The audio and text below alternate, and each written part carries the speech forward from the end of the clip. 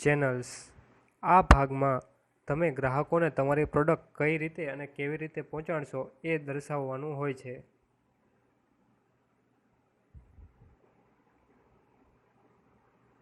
સૌથી પહેલું છે અવેરનેસ. ગ્રાહક તમારી પ્રોડક્ટ માટે કઈ રીતે અવેર થશે?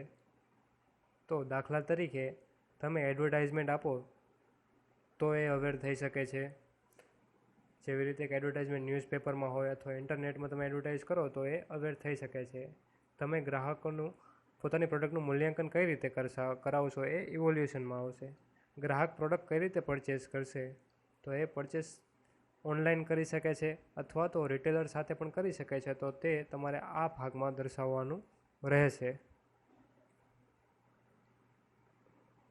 After sales. શું તમે કોઈ આફ્ટર સેલ્સ સર્વિસ આપો છો? જેવી રીતે કે કસ્ટમર કેર છે કે ગેરંટી વોરંટી હોય તો ગેરંટી વોરંટી પણ તમે લખી શકો છો.